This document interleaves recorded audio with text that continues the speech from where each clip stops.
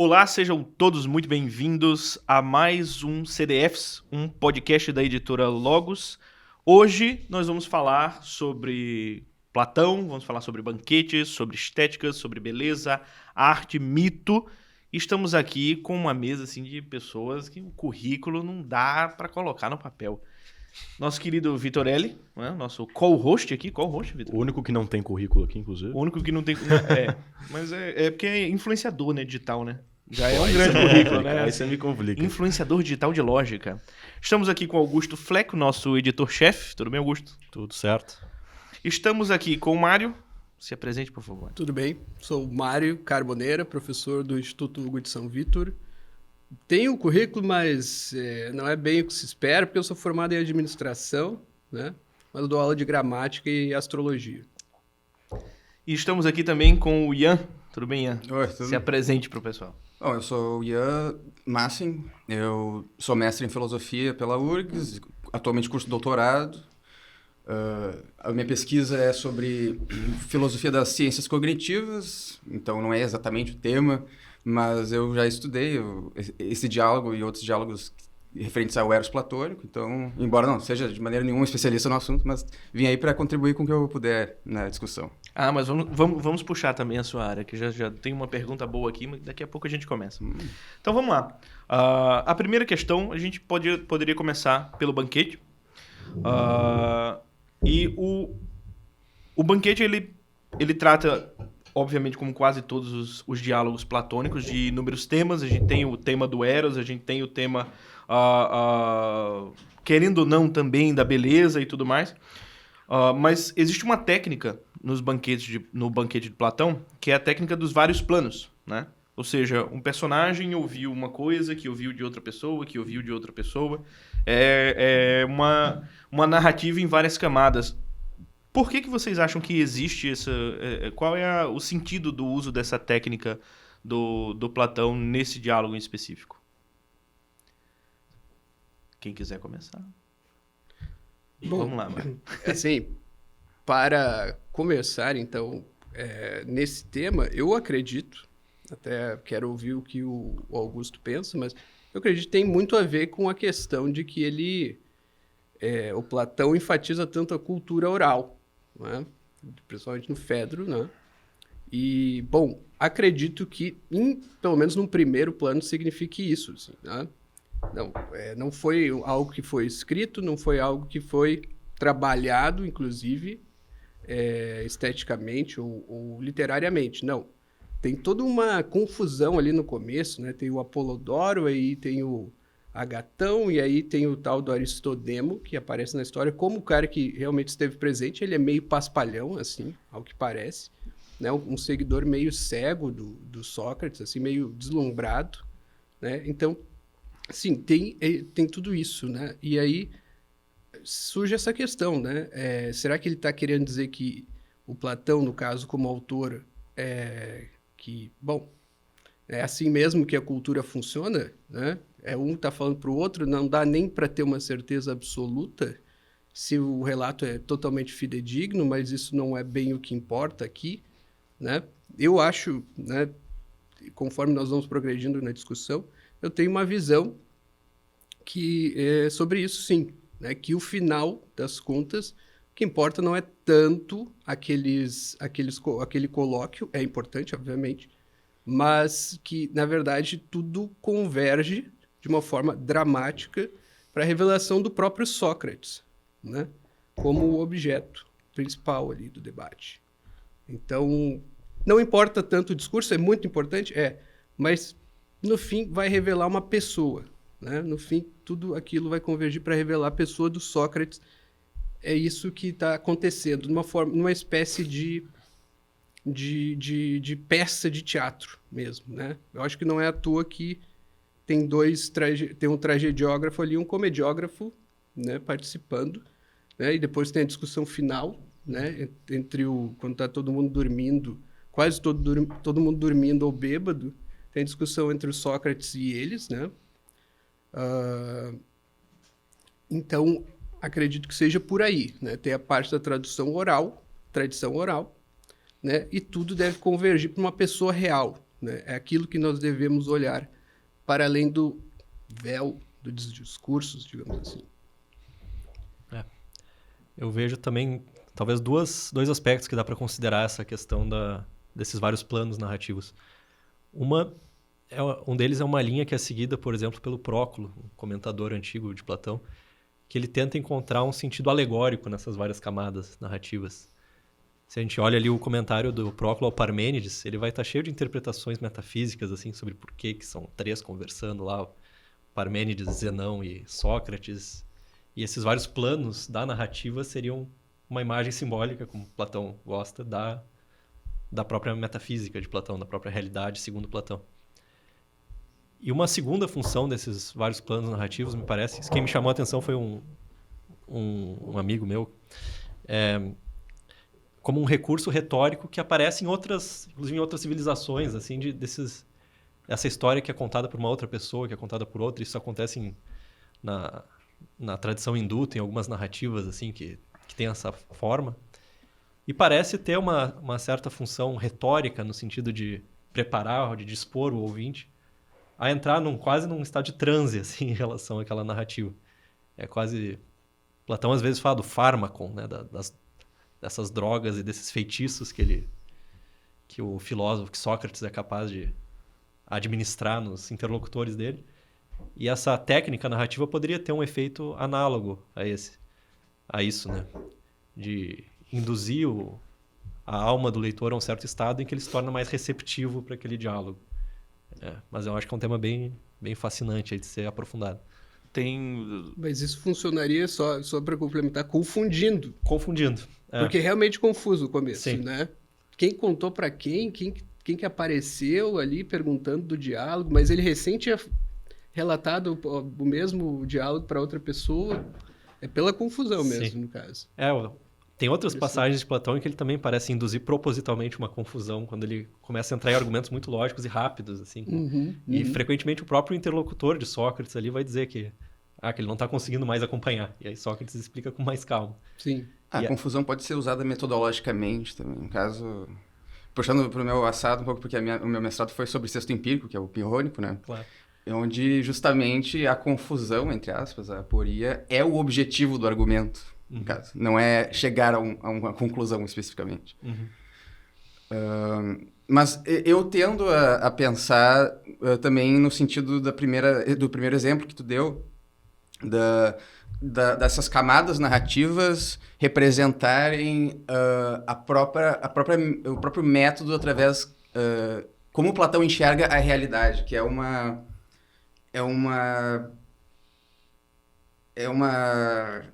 existe um cerne de verdade que é inacessível a princípio e que através da investigação, investigação intelectual e dialética, nós conseguimos vislumbrar através da contemplação, através da filosofia, né? Nós conseguimos chegar a esse cerne. Então, assim como no diálogo... Assim como no diálogo, nós começamos primeiro com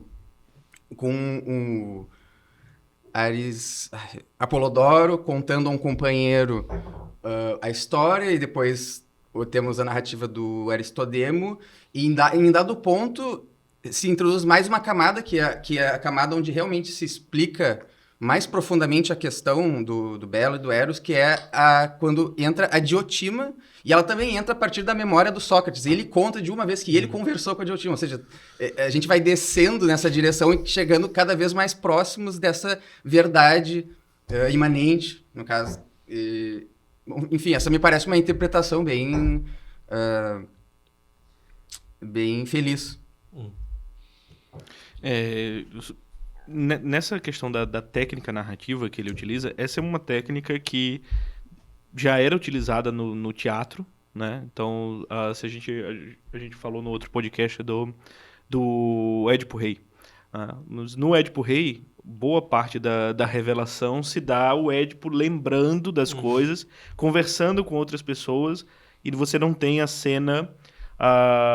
por exemplo, a cena em que o pai dele é assassinado. Essa cena não tá na peça. Eles falam, né? O pai dele foi assassinado assim, aí ele lembra que... tá. Aí ele vai conectando. tudo através, assim, também realmente dos diálogos. Eles não tinham orçamento para cena. Não tinha orçamento para essa cena, né? Então tinha... De certo modo, até na Ilíada, se for ver, ele tá invocando as musas, então tem já 2 planos ali, o do poeta e o da narrativa. Sim, e na própria Odisseia a gente fala, por exemplo, do que acontece da jornada do Odisseu, né? Depois que ele se perde e as coisas que ele enfrenta. Tudo isso é, na verdade, contado pelo Odisseu depois que ele chega no castelo lá, e a Náusica se apaixona por ele, aí ele chega lá pro rei e vai falar, olha, na verdade eu passei por isso, e aí começa a narração dele dentro da narração, que é dentro da narração do Homero, né? Então, essa é uma técnica já que é recorrente na literatura, e uma questão que eu queria trazer aqui, que eu já vi vários pensadores e autores e críticos literários e filósofos também levantando o quanto que Platão pode também ser considerado um poeta e o quanto que tem de poesia nos diálogos dele. Absolutamente. No caso, inclusive, a minha graduação eu fiz licenciatura, no caso, e eu tive uma professora que defendia que as obras de Platão são as obras pedagogicamente mais completas. Porque, em primeiro lugar, elas tratam dos temas principais da filosofia, dos temas clássicos, da metafísica, epistemologia, ética. Ao mesmo tempo, elas são obras literárias, ou seja, por exemplo, para tu chegar a um aluno de um ensino médio, por exemplo, e tu capturar o interesse dele, é proveitoso, o ideal é tu oferecer esse acesso mais lúdico, né, literário, e são obras clássicas da filosofia, ou seja, vem tudo no mesmo pacote, no caso. É por isso que sempre que alguém me pergunta, uma pessoa que não conhece filosofia, o que eu devia ler? Eu falo, lê Platão, porque é fácil. Né? No caso, fácil no sentido de que é um diálogo, não é um... Claro... não vai ficar completamente perdido. No caso, vai entender a narrativa, pelo menos. Sim, claro. Vai ter uma conversação e isso vai facilitar, ao menos, uma compreensão superficial dos temas. Claro que, ao longo do tempo, assim, quanto mais familiaridade tu tem com as ferramentas conceituais da filosofia, mais tu vai extrair daquele diálogo, né? Mas uma pessoa que não tem familiaridade já consegue aproveitar algo dele justamente pelo formato que ele se apresenta.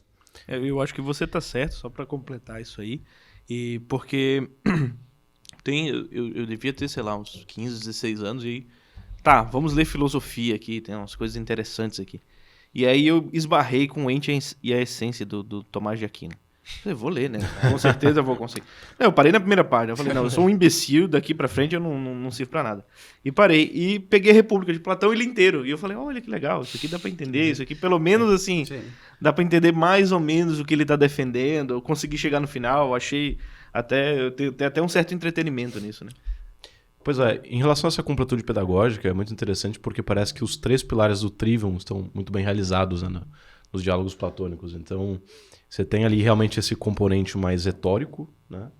Ou seja, o aspecto mais persuasivo, digamos assim, da narrativa. Então, ali Sócrates fazendo argumentação, com perguntas e respostas. Então, ele traz, né, o leitor para essa discussão, parece.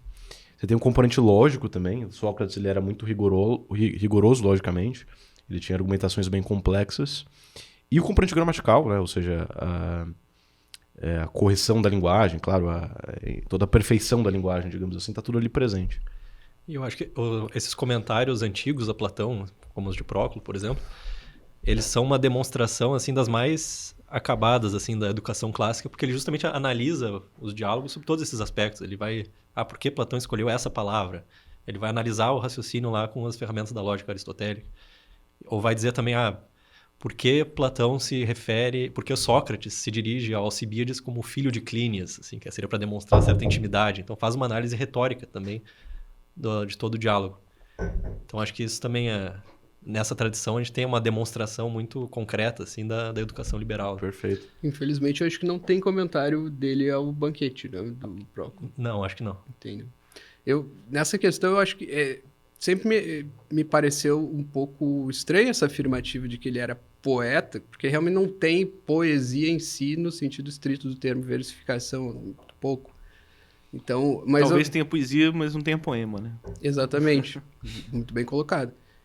Mas tem aquela história famosa, né? Que no dia antes dele se juntar ao grupo do Sócrates, ele escrevia poesias até então, quando adolescente, sair da adolescência, e ele, antes de se juntar ao grupo do Sócrates, ele fez questão de jogar no fogo tudo que ele tinha escrito, né? Então, para mim, isso indica que realmente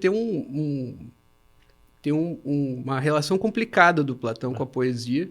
O próprio Aristóteles, ele menciona, né, na Poética, Platão como influenciado pelos mimos de Sófron, se eu não me engano, que é um estilo de comédia assim mais próximo dos diálogos mesmo, uma comédia mais urbana, assim, um pouco com humor mais moderado do que o Aristófanes, por exemplo.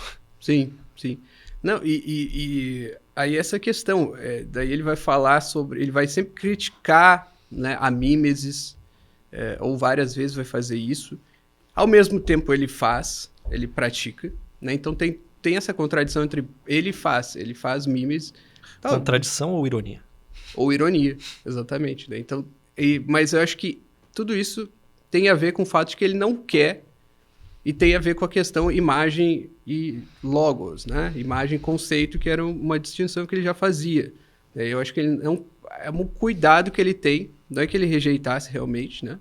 Mas um cuidado que ele tem para que os alunos dele, leitores dele, não descambassem para a sofística pela manipulação da imagem, né? E ficassem só na imagem sem ultrapassar, né, essa barreira da pistis, ou enfim, né, de falar das coisas que existem, concretas apenas, né? E manipular isso como um sofista poderia fazer.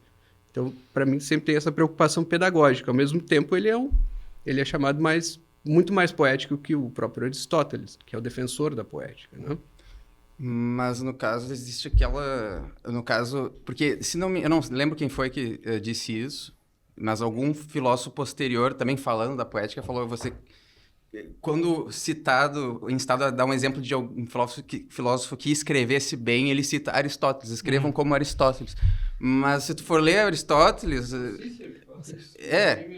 Então, mas pelo que eu me lembro, né, dessa trivia... no caso, ele provavelmente tinha acesso a obras de Aristóteles que nós não temos, no caso, porque as obras de Aristóteles que nós temos, a tese mais corrente é de que eram anotações, na verdade, de alunos dele, que o próprio Aristóteles tinha diálogos que ele tinha escrito nesse formato, e eles se perderam ao longo do tempo. E por isso que, enfim, o Aristóteles é o mais chatinho de ler, assim, Platão é muito mais receptivo para leigos do que Aristóteles. Sim, é surpreendente, porque o Cícero, ele, se eu não me engano, a imagem que ele usa é o rio de ouro. Ele diz que a prosa do Aristóteles era como um rio de ouro. Daí, a gente não vê, né? Queria ter conhecido esse Aristóteles, né? Porque a gente vê o rio barrento, difícil navegar, né? As pedras no meio, você quase morre. É mais ou menos assim.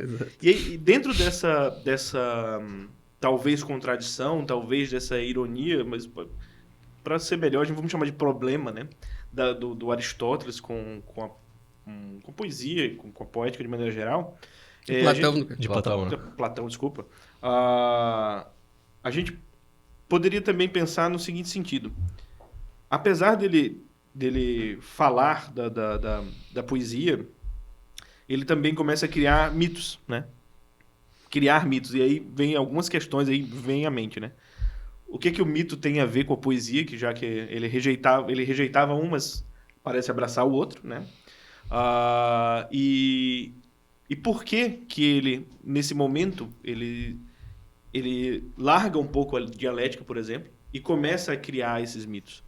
Em que sentido que, talvez pedagógico, ou outros sentidos que vocês possam enxergar, é que o Platão adota o mito para explicar o que ele quer dizer? Bom, no caso, pensando a relação que tu citou antes entre mito e poesia, ela é uma relação umbilical, no caso, né? Porque se tu for ver, os mitos, eles nos foram passados poeticamente, no caso. Aí, a própria Ilíada e Odisseia, que vocês citaram antes, são poemas. A Teogonia de Hesíodo é um poema. Enfim, isso não só na cultura grega também. Enfim, a gente pode ir para o Gilgamesh, para outro... Sim, a Bíblia, né? De certo modo também. A Bíblia é um poema? Eu não sei. Tem vários, né? Os Salmos, por exemplo. Claro, sim. Então,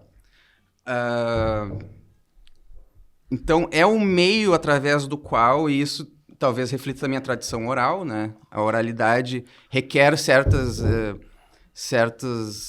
formatos que facilitem, né, a sua transmissão. Mas essa ligação histórica entre a poesia e o mito, para mim, me parece evidente. Agora, quanto a... Qual era a outra pergunta mesmo? Ele, no sentido dele... Por exemplo, a gente vai pensar aqui no mito da caverna e tudo mais. Ah, sim. E tem outras histórias que ele conta, né? Esse aqui é mais famosa. Mas no momento em que que o Platão abandona... Não abandona, mas...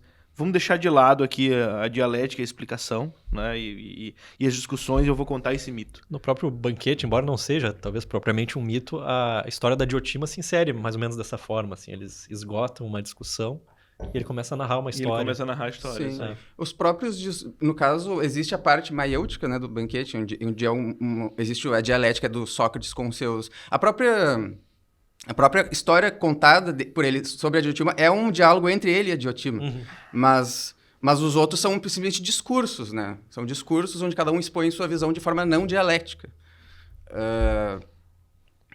Mas, no caso... Enfim, falando sobre os mitos, o mito da caverna, enfim... outro mito que, inclusive... ele perdura até os dias de hoje, é o mito de Atlântida, né? Que a gente encontra em Platão também. Esqueci o que eu ia falar. Eu acho que tem uma passagem, um fragmento de Aristóteles que eu acho que é interessante, assim, como ponto de partida. É um fragmento que foi preservado por um platônico cristão chamado Sinésio de Cirene, que é o seguinte, que ele diz assim, aqueles que vão ser iniciados nos ritos de mistérios, não importa tanto aprender algo, matem, tem a ver com máteses, mas experimentar algo, patem, né, aquele trocadilho clássico entre aprender e sofrer, e ser posto numa certa disposição. E esses ritos de mistério da antiguidade, eles estavam intrinsecamente ligados aos mitos, lá, o mito do rapto de Proserpina, da de Perséfone, nos mistérios de Eleusis. Então tinha essa ideia de não tanto receber uma doutrina articulada, assim, como mais dialética, assim, com definições, argumentos, etc., mas ser colocado numa certa disposição. O mito teria essa função. Então lá, provavelmente, esses ritos eles tinham alguma relação com o teatro mesmo. As pessoas participavam da reencenação do mito e tal. Então, acho que talvez a função que Platão atribua tenha a ver com isso. Isso vai de encontro com o fato de que diversas doutrinas, ou quer dizer, a mesma doutrina pode ser revestida de mitos diferentes, né? De configurações diferentes de imagens numa história. Mas eu acho importante frisar que mito quer dizer uma história, né? Porque para nós pensamos mito, a gente pensa que é aquela coleção de histórias dos gregos e romanos que tem algum sentido simbólico por trás, assim, muito profundo. Não estou dizendo que não é isso, mas no fundo para eles mitos era uma história, fábula, é o que em latim é fábula. Né? É uma história que o Platão define como uma história, como algo que mistura mentira e verdade. Né? Esse seria o perigo, né? A pessoa não saber interpretar. Então, assim, a história lá do Crono e Urano, né? Não vai contar isso aí para uma criança. Platão fala, né? Daquela famosa passagem que ele diz que tem que censurar os poetas e tal. O que faz sentido, né? Porque ele só vai entender a parte que é mentira, provavelmente. Platão não chega a dizer isso, mas é algo assim, né? Então tem que... Isso é importante para entender. E é isso aí que o Augusto colocou, né? Colocar numa disposição. Às vezes o Platão poderia pensar, né? Bom, nessa parte aqui não adianta eu explicar o conceito. Eu tenho que colocar o cara numa certa disposição, vendo certas imagens. E quando ele jogar com essas imagens tempo suficiente, talvez ele esteja pronto para a doutrina, né? Então, certos momentos chaves na peça, né? E nesse sentido, a narrativa da Diotima também se insere como mito, porque provavelmente, pelo menos os comentadores dizem, aquilo não aconteceu, né? É uma invenção retórica do Sócrates na hora, justamente porque, bom, agora eu vou colocar coisas aqui que os caras não iriam aceitar se eu dissesse, assim, como palavras minhas, Então vou inventar que foi uma mulher que me ensinou e me iniciou nesses ritos aí do Tem amor. a famosa fábula das fábulas. Vocês já ouviram? Acho que é uma fábula árabe sobre a verdade que Não queria... é o herói de Belfast, né? Não, isso não. A verdade que queria entrar no palácio do rei, ou do sultão, sei lá o que era. Que ela primeiro tenta entrar nua ali, a verdade pura e simples. E é barrada pelos guardas. Aí depois ela se veste com uma pele de animal, com umas armas e chega como uma acusação. E aí também é barrada pelos guardas. Até que numa terceira investida ela se reveste ali com véus, com brincos, perfumes e tal, e chega com uma fábula. E aí todo mundo abre as portas pra ela. Perfeito, perfeito. A fábula das fábulas. Bom, entrando nessa questão do mito, um dos mitos mais presentes no banquete é o mito de Eros, né? E eu gostaria que vocês falassem um pouco mais sobre esse mito de Eros, e a gente pode entrar até nessa distinção entre o Eros platônico, o ágape cristão, qual que é a relação entre essas duas coisas? Existe essa relação de semelhança? São coisas diferentes, enfim. Tinha que ser. Eu posso falar, então. Vai lá. Mas a limitação, no caso, é que eu não tenho muita familiaridade com o ágape cristão, no caso. Tá. Na verdade, tudo que eu sei sobre o ágape é de uma musiquinha que um professor meu do ensino médio cantava. Um professor de geografia, que era professor de religião também. Enfim, me corrijam, claro, mas é um amor, como é que se diz? Um amor altruísta, no caso. É isso que eu me lembro. Bom, enfim... Talvez fosse melhor vocês falarem antes, então, para eu poder fazer uma comparação. O Eros platônico, no caso, ele é esse amor filosófico, no caso, que ocorre entre duas almas dispostas a... Bom, no caso, existe todo um processo que é descrito, né? No caso, primeiro, a pessoa se atrai pela beleza no corpo do amado, né? E então, ela percebe que essa beleza está presente em todos os corpos. E então, ele passa a amar todos os corpos. Mas depois ele percebe que a beleza está nos ofícios e nos discursos. E, por fim, isso seria um caminho, né? Que levaria justamente à contemplação da beleza em si, né? Que é a forma, que é a verdade, que é a realidade de fato, né? Que escapa aos nossos sentidos. Que são as formas eternas, né? E da qual a realidade física é mera instanciação imperfeita. Mas existe não no banquete, mas daí em outros diálogos, o Eros platônico também é abordado de outras formas. Eu li um diálogo, inclusive, cujo caráter platônico ele não está totalmente estabelecido ainda, parece que é o Alcibíades. O Alcibíades, inclusive, é um personagem que aparece no banquete, onde o Eros funciona de forma diferente, onde ele funciona de uma forma reflexiva.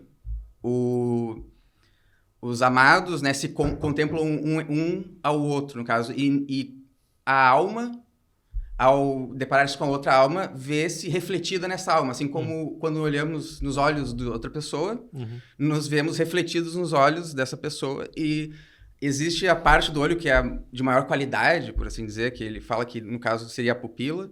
E no caso da alma também há a parte de maior qualidade, que é o intelecto. E é nela que reside a divindade, né? Deus. E que seria, de fato, essa realidade mais fundamental que nós não temos acesso imediato.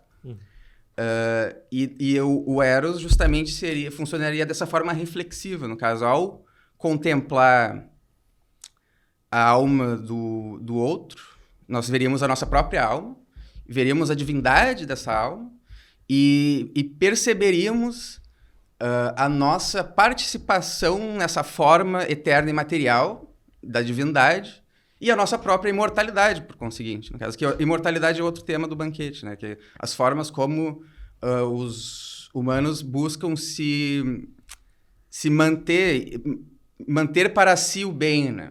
E uma das formas, no caso, é a reprodução física, mas o que o Platão vai defender é que existe uma forma mais virtuosa, que é a reprodução das almas, que gera boas ideias, gera a virtude, né? Isso tem a ver com a parte que ele finalmente define o amor, né? Mas primeiro ele conta o mito de Poros, Pênia, né? No dia do nascimento de Vênus, né? presumivelmente da Urânia, mas eu acho que não é mencionado qual vem antes, sabe? Acho que Fala vale aí. só esclarecer, né? O Poros como a carência, Pênia, como que Pênia como a carência e Poros como a abundância. abundância, difícil de riqueza. traduzir, né? Riqueza, mas de ardiz, assim, né? Um cara cheio de habilidade, né? E o amor como nascendo desse... E o amor nasce aí. Porque Pênia, então, vê que ele tá bêbado de hidromel, alguma coisa assim, néctar, na verdade, e vai lá, né? E se deita com ele e nasce amor com essa mistura, né? E aí que vai perdurar até a escolástica, né? A ideia do que o amor e o desejo são a busca por algo que falta, né? Isso, a falta pelo lado da Pênia, da mãe, e a busca, então, com intenção e com certa habilidade, né? O amor, até no sentido mais físico, né? No sentido ovidiano, digamos assim, é cheio de ardilosidade para conseguir chegar, né? Até o quarto da pessoa amada, digamos assim. E A arte da conquista, né? a arte da conquista, exatamente, que é todo o ars amatória do Ovídio ali, né? Toda aquele, bom, enfim, né? É um tratado, né, de pegação do século I depois de Cristo. Então, Mas o muito banquete mais é um- bem escrito, né? O Platão, no caso, o banquete é um tratado de antipegação, né? Exatamente, exatamente. E aí ele vai definir, então ele fala, bom, o amor então é essa busca, né? Mas pelo quê? Né? Aí, bom, tem essa questão, pelo belo, né? E depois também pelo bem, ao mesmo tempo. Estão meio fundidos ali, os dois conceitos, né? O bem e o belo, né? Depois ele acho que fica com o bem, assim, né? A busca pelo bem, porque quem tem o bem é feliz. Mas também essa busca por essa posse do bem tem que perdurar, né? Senão não adianta. Se tu conseguiste o bem, mas perde depois, não adianta muito para ti. Então a busca, né, é por uma posse eterna do bem, e aí isso leva à ideia de imortalidade, né? Então assim, para ter a posse eterna do bem, tu tem que ser imortal. Então o amor no fim é meio que definido como uma busca pela imortalidade, né? Mais ou menos assim. Como que é, já que você falou, Mário, como é que a escolástica talvez aprofunde isso? Eu vou Como é que deixar ela vê essa questão? pro Augusto, que ele vai lembrar melhor Eu as tô com meus definições. minutos contados aqui, inclusive. De- Daqui a pouco, infelizmente, eu vou ter que me retirar aqui. Não Mas- foi tu que disseste antes que era mais escolástico? Talvez. Talvez Não, mas o eu acho Vitor- que essa questão da reminiscência, que a gente ainda não tocou, é essencial, né? Platão, um outro mito que Platão narra no Fedro é aquele da pré-existência das almas no hiperurânio, na região sobreceleste. Uhum. E onde as almas, então, contemplavam as ideias eternas, que são perfeitamente belas, e por algum motivo elas acabaram caindo desse estado e nasceram para o mundo físico. Esse qualquer motivo é sempre um mistério, É um assim, mistério. porque não tem explicação. E aí algumas almas guardam melhor ou pior, guardam mais bem ou menos bem essa recordação das ideias, dessa beleza. E a partir das coisas belas, por participação, né, das coisas que têm essa semelhança imperfeita aqui na Terra com a beleza celeste, elas conseguem se recordar algo disso. E aí que para Platão a famosa tese de que aprender é recordar, que o conhecimento mais elevado que se pode ter é desse tipo reminiscencial ou anamnésico, de resgatar uma memória. E a beleza teria justamente uma função por aí. O Santo Agostinho, talvez o professor possa me corrigir, ele fala algo extremamente semelhante a isso, né? Ele diz que a função do professor seria plantar, quase vou tentar resumir aqui, né? Plantar uma semente que vai ser iluminada e depois vai crescer, Sim. né? E depois, quando ela for iluminada por uma luz, vamos dizer assim, divina, né? Ele tem que buscar isso da memória para que a memória faça, digamos assim, deixa esse terreno fértil para crescer. Eu tô certo? É mais ou menos por aí? É por aí. E- É por aí. Essa noção dá para fazer um paralelo interessante, sugestivo com Kant, assim, né? Kant tinha essa ideia das formas a priori, que de algum modo teriam um conhecimento. A própria expressão é bem semelhante com o que está em Platão, né? São formas, idos, as formas ideais, a priori no sentido que elas são anteriores até o nosso nascimento. Então elas estão presentes antes de toda a experiência sensível. E aí, no meio do caminho, a gente tinha falado de escolástica, a gente tem, por exemplo, Tomás de Aquino. Ele tem algumas passagens que sugerem assim, alguma afinidade com essa tese platônica. É um tema bem complexo, mas a distinção entre intelecto agente e intelecto possível. Ele menciona que, de certo modo, toda a ciência ela já está originalmente no nosso intelecto, na medida em que a gente é capaz de atualizar as formas inteligíveis das coisas. E ele faz uma certa concessão a essa tese platônica aí. Mas é uma questão bem sutil, assim. Ele certamente não... É aquela questão da tábula rasa ou alguma forma de conhecimento a priori. A nossa inteligência é uma tábula rasa ou ela tem, de algum modo, esse conhecimento? O Agostinho, ele diz claramente que o Cristo é o mestre interior, né? Essa luz que ilumina, que seria o intelecto agente, ou não é o paciente, é o agente, né? Que ilumina e aí o paciente, o intelecto paciente recebe e entende, né? É preciso que o agente vá lá e recorte da imagem, digamos assim, a forma. É difícil, muito difícil explicar isso, né? A interpretação de São Tomás é controvertida, assim, de o que ele... Tem uma passagem que ele fala sobre esse problema e se ele... Só essa. Que se nós temos um intelecto agente criado, então existe, vamos dizer, a luz divina, que em última análise é o que ilumina todas as inteligências, mas se nós temos essa luz da razão natural como algo criado também. Uhum. E que nisso também é uma participação criada na luz incriada, é uma expressão que ele usa. Pois é, exatamente. E que isso também, mas que nessa luz criada, que é a luz da razão humana, que então não é só uma tábua rasa, não é só um elemento passivo que recebe as informações, mas também de algum modo contribui para a atualização dessas informações. Sim. Se ela já tem algo desse conhecimento de um modo como uma memória, assim, que precisa ser resgatada. Uhum. Então é uma tentativa talvez de traduzir esse mito platônico, essas imagens platônicas em uma doutrina gnoseológica, metafísica. Sim. Não, eu lembro que ele fala que sim, é possível conhecer pelas espécies eternas, né? Que estão no intelecto divino. E que isso é mais ou menos o que Platão dizia. Né? Mais ou menos o que Platão dizia. Né? E o Santo Agostinho, não lembro se ele cita o Santo Agostinho nessa pergunta. Né? Sim. Mas enfim, aí a gente foi bem alto aí. Né? Pois é. Na questão. Eu queria voltar um pouco nesse tema do amor, dessa relação do ágape cristão com Eros, porque platônico, porque pelo que vocês escreveram do que é o Eros platônico, o amor platônico, inclusive é uma questão, né? Como que toda essa coisa complexa que vocês escreveram como Eros platônico se transformou na paixão que a gente tem por um ídolo, né? Então, amor platônico é quando você tá apaixonado pelo, sei lá, o Justin Bieber, né? Sim. Houve toda essa simplificação, né? Mas eu não sei se essa ideia de amor platônico se reporta especificamente a essa ideia do Eros platônico. Me parece a ideia mais do senso comum de que platônico é algo que é imaterial, no caso. Algo que, no caso, contemplativo, né? O amor platônico é um amor contemplativo. Sim.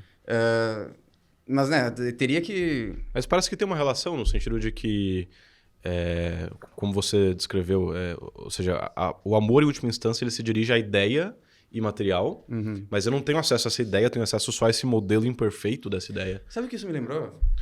Eu tava falando com uma amiga que ela é fã de K-pop. E nesse mundo, pelo que ela disse, tem muito... Exatamente essa ideia, assim, de que os cantores lá, sei lá, eles são essa espécie de ídolo. E as fãs deles criam justamente uma fantasia com eles... E parece que quando eles fazem alguma coisa que perturba essa fantasia, né? Porque eles são pessoas, né? Eles têm a vida deles. Mas quando... E eles têm que... Inclusive, muitos deles precisam... Olha, eu tô falando de K-pop, né? Mas eles precisam esconder várias coisas da vida deles justamente para não perturbar essa imagem idealizada. E quando ela é perturbada, dá uma grande comoção, assim. As pessoas ficam revoltadas. Como assim ele tem uma namorada, sabe? Porque eu estou namorando... Eu acho isso uma coisa... Pessoalmente, eu acho uma coisa meio doentia, né? Mas cada um com seus... certeza. Cada um com suas... Mas aí vem a pergunta. O Platão também não dizia que o amor tem algo de doentio, né? Pois é. Sim, especialmente esse pelo corpo, né? Por procriar no corpo. Sim. Né? Porque... Não que isso seja doentio em si, mas o momento que os dois estão abrasados é uma espécie de doença. Sim. O Platão tem um grande problema com a relação física, né? Ele considera o sexo meio que quase como um mal necessário para a reprodução humana, no caso. Mas a preferência dele é pela relação intelectual, que esse é o eros de fato, no caso. Para ele, a melhor relação é a que não tem esse componente físico. É uma relação puramente de ideias que produz...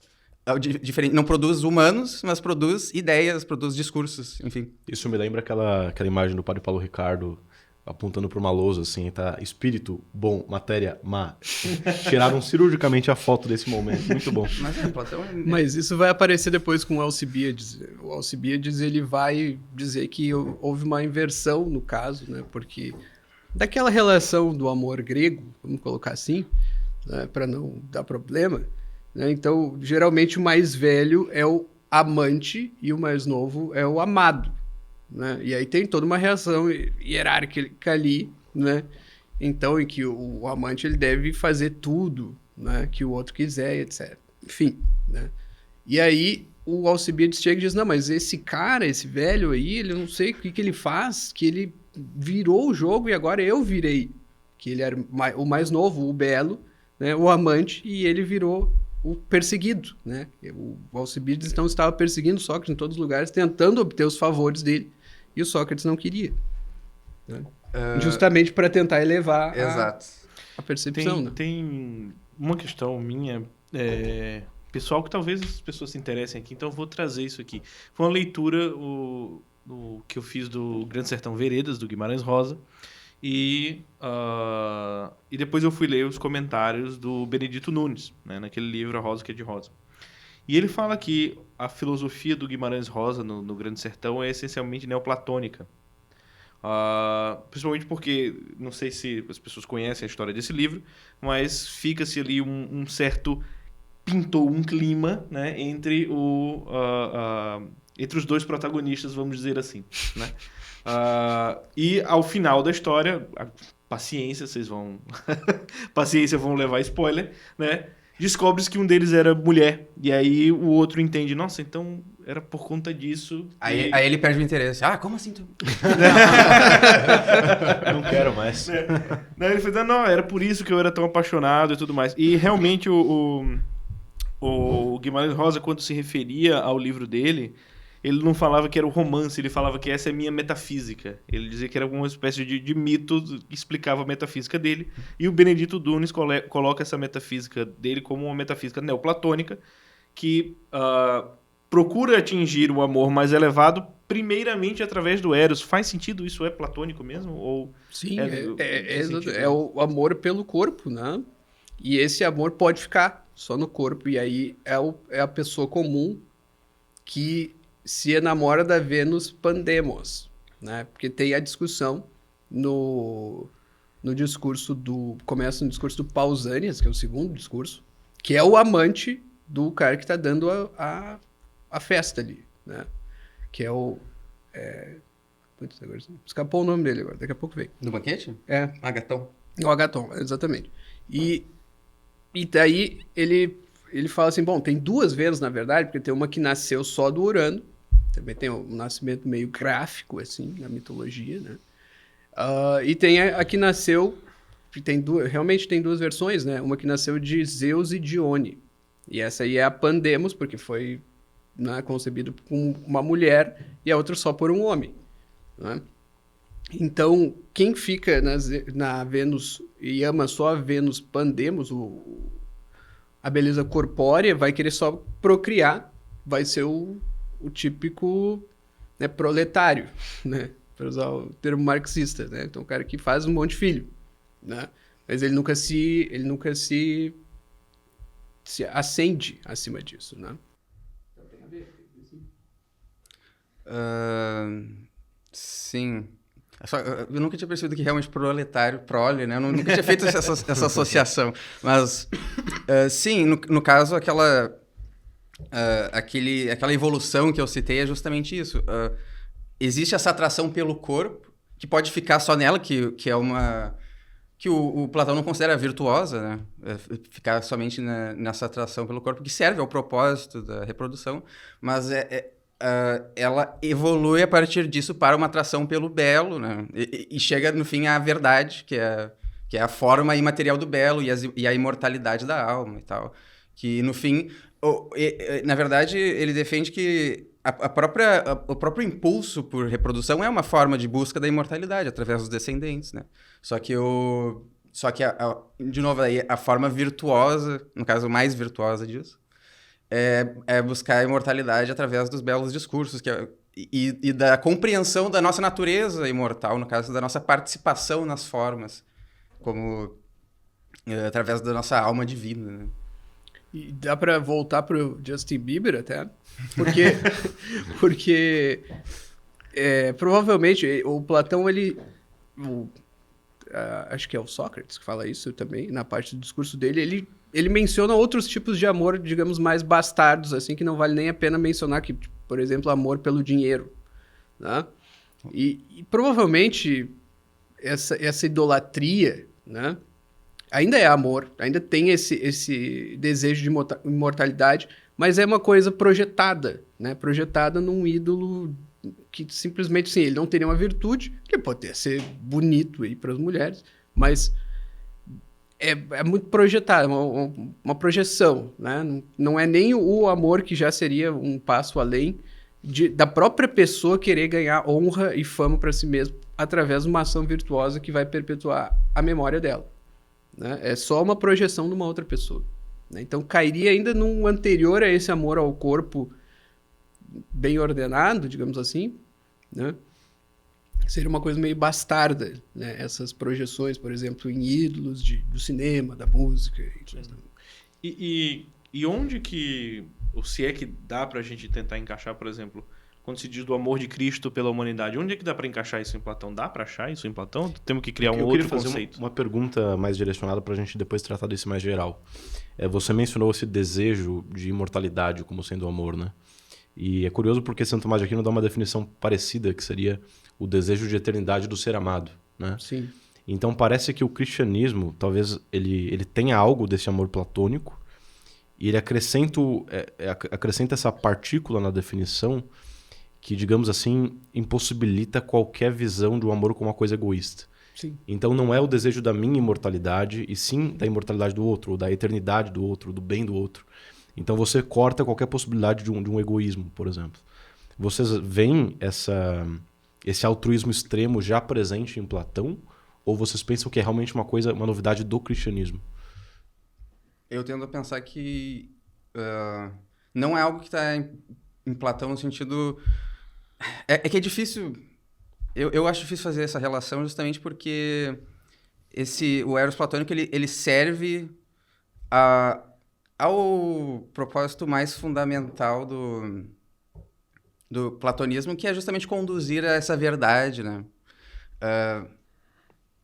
Pode repetir a pergunta, na verdade? Eu estava viajando. Então, a questão toda é a seguinte.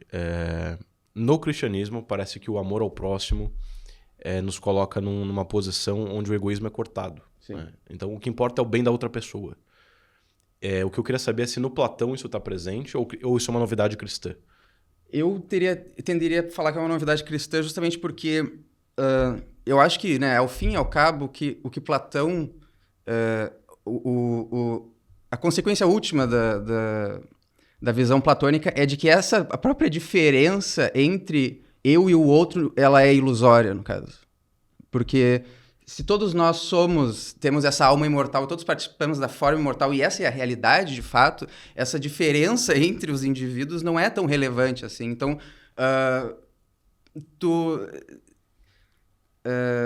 no fim, por isso que, inclusive, na República ele vai defender uma forma de organização social completamente voltada para a coletividade, né?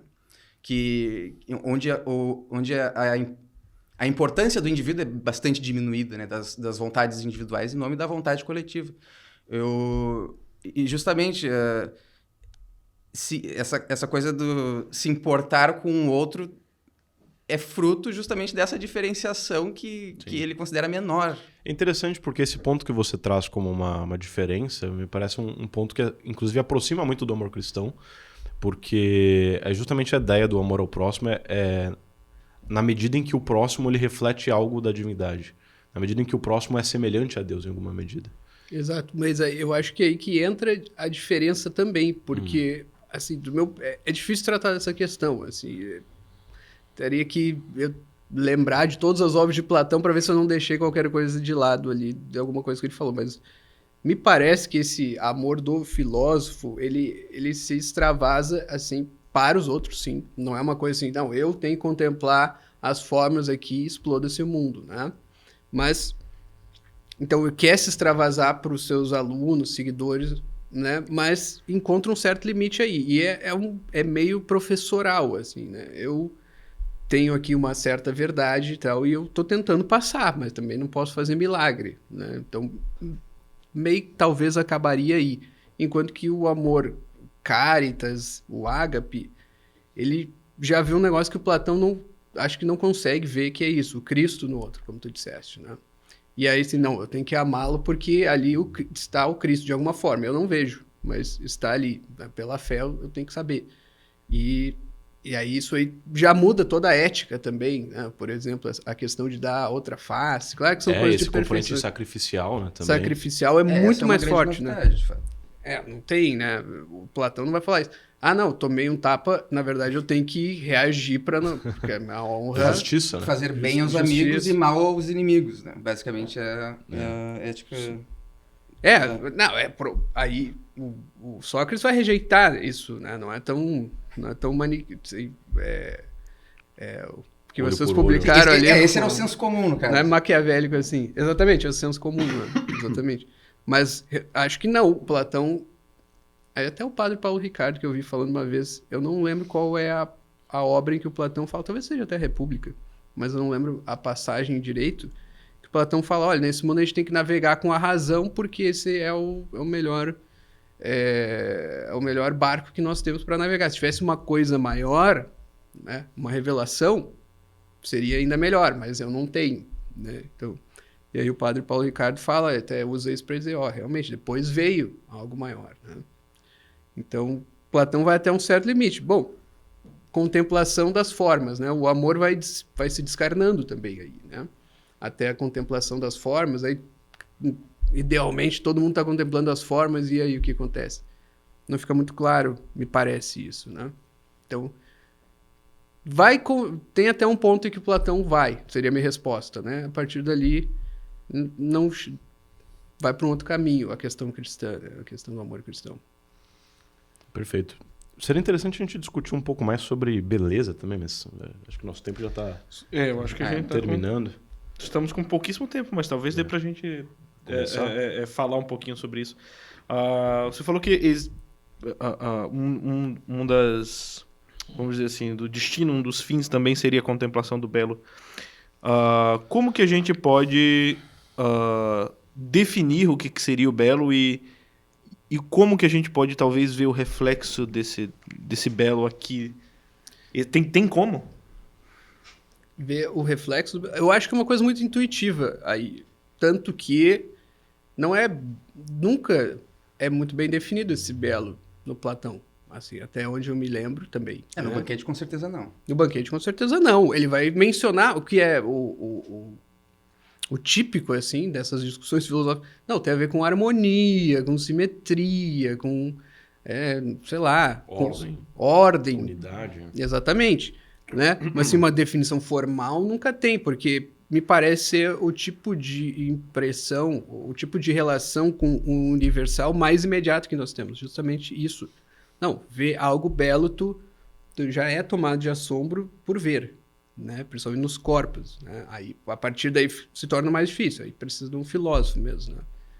Mas não tem essa definição, é algo mais imediato, assim, tem a ver com harmonia, tem a ver com ordem, tem a ver com consonância, por exemplo, na música, mas é um tipo de harmonia, né? Então eles sempre vão trazer para esse conceito, né? Então, A gente daria para fazer um podcast só sobre esse tema, né, da beleza. Seria um podcast bem interessante, inclusive. Mas um tema que é muito platônico, assim, que se discute muito, é sobre uma suposta visão que Platão teria com relação às artes. Eu gostaria que vocês me dissessem se vocês consideram que essa realmente é a visão platônica ou é uma distorção, que seria a ideia de que, bom, a arte ela só pode ser inferior à beleza natural, porque se a beleza natural já é uma cópia da ideia de perfeição, então a arte que imita a beleza natural é uma cópia da cópia. Então só pode ser inferior. Essa é uma visão platônica ou é uma distorção? O que vocês pensam? Sinceramente, eu agora não me sinto seguro para cravar nenhum dos dois, mas o que é fato é que na República ele defende que os poetas sejam banidos, né, da polis. No caso, isso também se insere naquela outra discussão que falaram de ele ter queimado os poemas e tal, ele ter rejeitado essa forma de expressão, né? E ao mesmo tempo também traz de novo a contradição de ele estar ali se expressando de uma forma literária, que também é uma forma de arte, né? Sim. e citando o Homero o tempo todo. Exato, Citando o Homero. exato. Elogiando a música, né? Não pode Sim, esquecer o elogiando a grande música. elogio que ele faz à música. Então, realmente... Mas é justamente porque não cria nenhuma imagem, né? Tem Isso, que levar em conta essa questão. Mas não assim. cria? Pelo menos não suscita imediatamente, então. Vamos botar. Sim, porque eu tendo a pensar em... as formas, no caso, pelo menos elas... Por que não os sons sejam também uma manifestação das formas, né? Enfim, me parece que é uma coisa muito mais... A gente está falando da realidade fundamental, né? Da existência verdadeira. Então, me parece que todos os aspectos da realidade física, de alguma forma, se reportam a elas, mesmo os sons, mesmo... Parece os cheiros, né? Parece que realmente o som, ele tem a música, né? Ela tem a função de contar uma história muitas vezes. Só que parece que ela é menos ainda mimética do que uma pintura, né? A pintura é literalmente você copiando ali uma coisa que você tá vendo. Claro, não exatamente uma cópia realista, né? Não Ou necessariamente. não, pode ser uma obra de arte abstrata, digamos. Mas naquela época naquela época não tinha. Na verdade, o surgimento da música ela é bem mimético mesmo, né? Porque você vai fazer a flauta, vou imitar o som do pássaro ou o som do vento, ou vou fazer uma grande percussão para imitar o som do trovão. Né? Então, também começou... Essa é uma coisa que eu acho que tem que ter um podcast só para isso mesmo. Sim. Porque...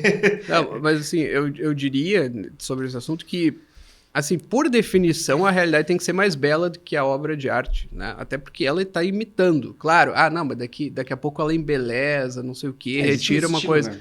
Beleza, mas, pô, a realidade é maior do que uma obra de arte, qualquer obra de arte, né? Sim. Então, assim, realmente ela é uma cópia da cópia, né? No sentido platônico, né? Ou uma cópia, se for encarar aristotelicamente. A preocupação principal do Platão me parece ser ética, não é? Em relação à arte. Ao mesmo tempo, assim, banir os poetas da polis, tudo bem, é que aquela polis ali, eu não acredito que o Platão realmente acreditasse que aquilo ali era factível. Não sei nem se tenho essa dúvida também quando eu li a acho que primeira não vez. desejável. Começa como uma discussão sobre a alma e ele usa aquilo como uma analogia, né? Então ele usa, vamos falar da cidade porque é mais fácil de enxergar, Isso né? concreto. Para entender a justiça na alma. Então começa assim, mais concreto. E aí, bom, ele tem essa preocupação ética. Ao mesmo tempo, para que arte, né? Se tem a realidade, poderia ser uma pergunta, né? Não, tem a árvore ali, porque eu vou ver uma pintura de uma árvore ou uma mulher bela, né? Isso, bom, aí o Platão não fala isso, mas eu diria que para a nossa imaginação é mais fácil, né, ver a representação. E o Platão, aí sim, coloca no primeiro estágio ali daquela... isso está na República também, tem uma escala, né, do conhecimento que vai desde a sombra ou representação, passando pelos objetos reais, né? E aí, a partir dali, né, objetos matemáticos e as formas, tá lá no começo, tá lá na escala dele, né? Então, por que obra de arte? Eu diria por isso, porque é mais fácil da gente enxergar, né? O cara pintando ali, a nossa imaginação não é capaz de ver uma árvore e representar totalmente, né? Tintim por tintim, ela vai criar uma reprodução meio fraca daquilo, né? Com uma pintura tu vê melhor. Sim. Né? E também, até porque a pintura não tem o único objetivo de representar de forma realística aquela árvore. Exatamente. Ela expressa também algo do artista, né? Então não é somente o objeto que está ali, mas o próprio criador dessa Do dessa artista obra. e de quem tá olhando a obra também. Sim. Eu acho que talvez a beleza das coisas naturais seja mais perfeita em si mesma, talvez. Até porque você tem Deus como o criador mais imediato daquilo, né? Exato. Uma cosmovisão cristã. Mas talvez a arte seja uma beleza mais próxima de nós. Se conversa mais diretamente com nós por ser feita por um ser humano. É o que eu ia comentar. Então, só para falar rapidamente, porque mesmo na época, se tu for ver as obras de arte, mesmo muito mais antigas que Platão, por exemplo, aqueles murais micênicos, minoicos, tem claramente um estilo ali, não é uma coisa que tenta ser fotorrealista, por assim dizer. Então existe esse aspecto da arte que ela, por um lado, ela é uma imitação.